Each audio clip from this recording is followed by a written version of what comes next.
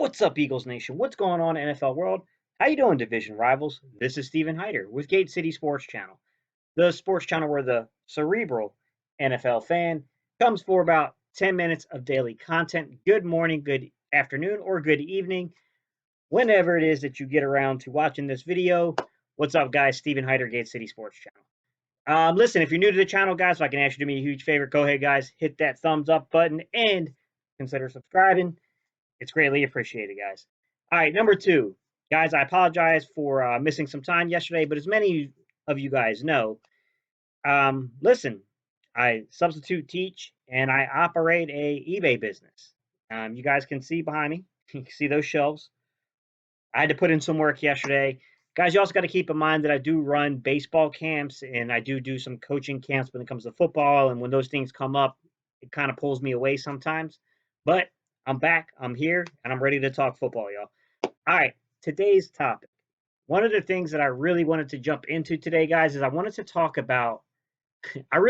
about what happens if we're sitting there at number 21. We can't trade back. No one wants to make a deal to trade back. I'm going to be going into draft videos this next, week, guys, so just bear with me on my conspiracy theories here. But what happens if we can't trade back? Okay? What happens if we can't trade forward? We can't go forward. We can't go back. We're stuck at 21, and we don't want to be there. We got a guy, and this is just a rumor. Look, it's a rumor I'm creating. There's no merit to it. I haven't heard it expressed by anyone else. I know the Eagles have interest in this player, but I want to propose something to you. What if Jefferson, which is the last stand of wide receivers, is gone off the board by 21, and we could not get up to get him? Okay? What if the cornerbacks that we thought would make good draft targets at 21, at the 21st pick, are gone, right? What if Diggs, who's probably the last guy I think we would consider at 21, what if he's gone?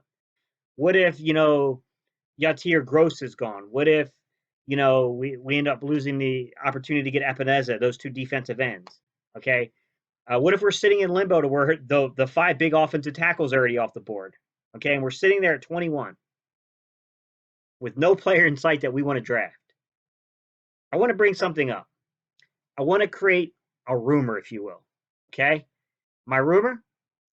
I want to talk about, might the Eagles, if they're put in such a situation, maybe trade away and give Jacksonville a fourth, first round pick for a young guy like Yannick Ngakoue. Let's talk about it. Might the Eagles, if everyone's off the board, do something crazy like trade their first round pick for Yannick Ngakoue? All right, y'all. Let's jump into today's content. Instead, he's thrown 3 consecutive incompletions. He'll hand it off on this first drive, and Yannick. All right, y'all. Let's jump into it. So, I want to make a few things clear about what I'm proposing here. Number one, what I'm proposing is this is a move we probably would not make until draft night, clearly, because I do think that this organization has its eyes set on adding wide receiver talent, right? I do think that it doesn't feel comfortable with the play it's got going on right now at tackle, and I would definitely look to see if you don't go wide receiver and you don't go corner in the first round, I would definitely watch out for tackle. But I'm just saying, what if those three positions aren't there? I would love to see them take a Patrick Queen, right? A Kenneth Murray at linebacker. I would love them see them draft a Xavier McKinney or Grant Delpit at safety. But just knowing what we know about the Philadelphia Eagles, look, it would be a big departure from what we do. It's already departure to an extent to go wide receiver or corner in the first round. Not that we've never done that before, but it's rare. We don't do it often. It's not a focal point of where we like to spend that draft capital. We like offensive line and defensive line in that first round. So I'm just saying, knowing what I know, if you got the two big marquee defensive ends already off the board, maybe you can make some arguments that depending on someone's going to have to slide in said scenario. Maybe the Eagles would stay put and just take a D tackle because there is a need there for the future. But what I'm basically proposing is this. I know there's interest from the Bills. I know there's interest from the Seahawks to trade for Yannick Ngakoue. The Seahawks have a pick that's lower than the Eagles, so maybe the Bills wait to see what happens on draft day. The Bills have a marquee pick. Well, no, they don't. I'm sorry. The Bills are right there with the Eagles. They're also with the Seahawks and Eagles. So both of those teams are in the, we're drafting in the back half of the draft anyways. So I can't see why maybe look, they don't just kind of the Jacksonville doesn't just stay like, hey, like we'll play these guys off each other. The draft board doesn't fall the way one of these guys like it. We can move into their spot. We got 1,000,001 needs that we need. Maybe they would do it on draft day. But for the Eagles, the reason I'm saying it makes sense for the Eagles guys is you're getting an exceptional talent in the first round, a young guy coming up on that second contract. And I know some of you guys are saying, yeah, but wouldn't you think it's going to take more than a first round pick to land Unique Ngakoue? Maybe, maybe not. The thing is Unique Ngakoue is incredibly talented. He's not quite as productive as people want to say at times. Not the most effective against the run either, although I showed you one of his best plays against the run. He doesn't always live up to that against the run. And the production isn't there sometimes.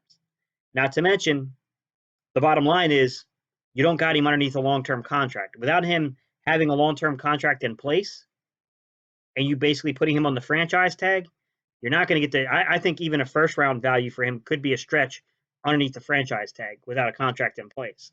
With that said, I can see the Eagles making a move like that. I could see that. I could see that working out. But I want to get into now, mind you, this isn't what I think is going to happen, guys. I'm just saying, worst case, world's falling apart. We can't get the player we want in the first round. I can see that happening. I want to get into what is the player we're getting in Unique Ngakoue, and why do we need a defensive end? Why is that becoming such a theme you're hearing from all the talking heads all of a sudden about defensive end? Why is it a need? Well, let's jump into that. Let's start off with Unique Ngakoue and the type of player he is. Allen, pressure coming, he steps up. And to begin with, guys, Unique's a young guy. Unique is a very young football player. He'll be 25 at the end of this month. He's not a guy, if you looked at his numbers at the combine, that would, make you scream, unique or unusual athleticism, but they were good numbers. I mean, you look at what he timed at. I mean, he comes in at 6'2", about 250, 260, depending on game day and where his weight is. He ran the 20-yard shuttle in 4.5 seconds. He ran the 3-cone in 7.35 seconds. He ran the 40-yard dash in 4.75. I mean, those numbers aren't ridiculous. I think he had like maybe 118-inch broad jump, 34-inch or so vertical, something along those lines, guys. I mean, look, he's athletic. I mean, those numbers indicate an athletic guy, but I mean, it's not like exceptional athleticism. But when you turn the film on, that's where you see the athleticism. I mean, come on. It's not in the measurements. It's on the film. It's all over the film. And the one thing I noticed about this kid was how ridiculously relentless he can be at times. His motor just doesn't stop, and he keeps going after players. Doesn't give up on the play. He keeps going after the quarterback. I mean, that's what I think the kid brings, and I think that's what the Eagles need. I think Derek Barnett, when he's on, is really good. But we need Derek Barnett's motor to match Unique Ngakoue's. You put those two together, man, I'll tell you what, you could have something special with a veteran pass rusher like Brandon Graham, right? With a young guy playing behind him in that fourth, blitz role, or I'm sorry, defensive end role, pass rusher role in Josh Sweat. Look, Unique Ngakoue on the season had 27 pressures, 8 sacks, 9 quarterback knockdowns, 10 hurries, and he was sent on 1 blitz. He was productive, and it wasn't his best season, and he was still pretty good. I honestly think the Eagles could do worse in terms of a first-round value here.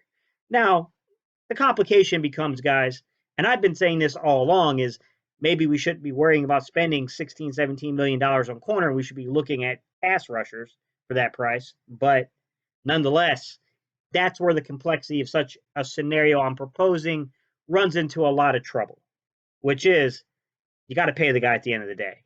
And if you're already, depending on what we do in free agency, we don't know between receiver, corner, defensive, whatever, the money may not be there. But I like the production. I like the player. I like pairing him with a guy like Josh Sweat, who, by on the way, had a pretty productive year coming in that first time as a, kind of a situational player. I mean, Josh Sweat had 15 pressures on a year, 4 sacks, 5 quarterback knockdowns, 5 hurries, and he was sent on 2 blitzes. I liked what we got on Josh Sweat this year. I want to see more of that. You know, the guy that was disappointing is Jannard Avery, and I do think that Jannard Avery is going to be a different guy this upcoming year.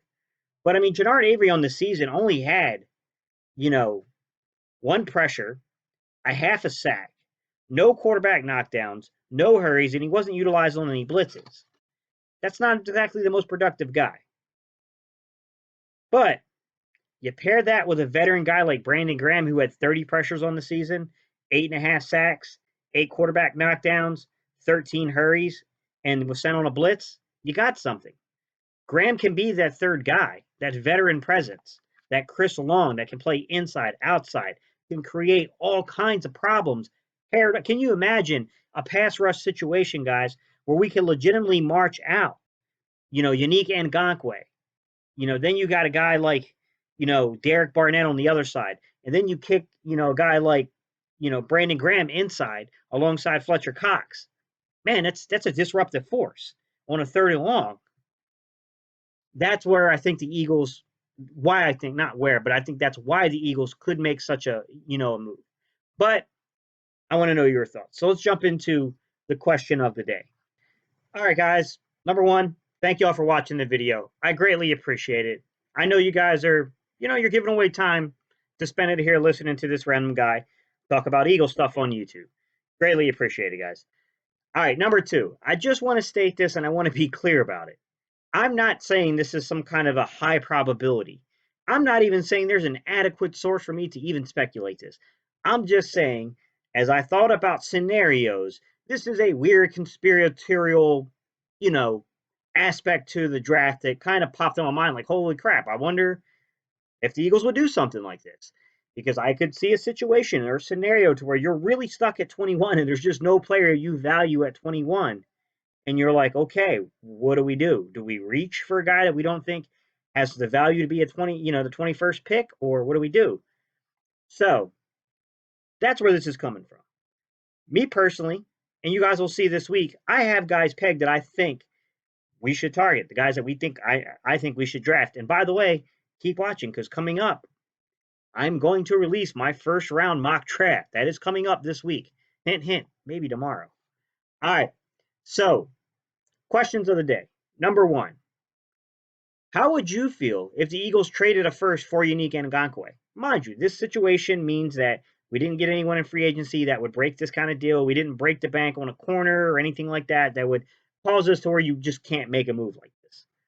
So you're sitting there with the 21st pick. The guys you had on your board are just gone, and now you're just like, okay, you know what? If Jacksonville wants his 21st pick and wants a 4th first-round pick, we'll give it to him so that way that we can walk out of here with a 25-year-old pass rusher who has major abilities. Like I said, I understand the argument that it might take more than a first rounder, but I also think there's an argument to say maybe not. Look, the guys, no matter what, if you look at the situation, Jacksonville's going to have to ask somebody else to not only take over the contract, but to negotiate the contract. That's not a strong place for negotiations. All right, number two. Do you think adding a player like Unique Ngakoue improves our pass rush enough to be comparable to what we had in 2017? Now, mind you, this isn't a single player aspect. This is the guys in general. So we're talking about, a combination of Unique Ngakoue, right? Derek Barnett, Brandon Graham, Josh Sweat, Jannard Avery, right? Then Fletcher Cox, and whoever else we had playing defensive tackle.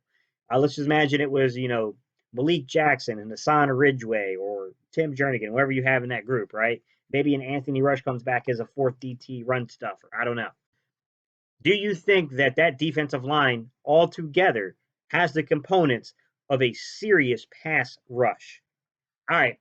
Number three, my final question, guys. All right. How much energy do you think the Eagles are going to spend on our pass rush this offseason? I think it's the thing people are sleeping on big time. I know this organization. This organization values pass rush more than corner play, more than linebacker play. Let's just be honest. It does. So I think it's being slept on personally, but I don't know. Maybe we are witnessing a changing of philosophy, the changing of the guard. I don't know. We could be. We won't know until afterwards. But all right, y'all, that's what I got for you. I want to thank you guys for tuning in. And look, how do we close these videos? We do a little something where we go EADLES. All right, y'all. Look for that mock draft, guys. First round's coming up. First round mock draft will be coming up. All right, y'all. See y'all tomorrow.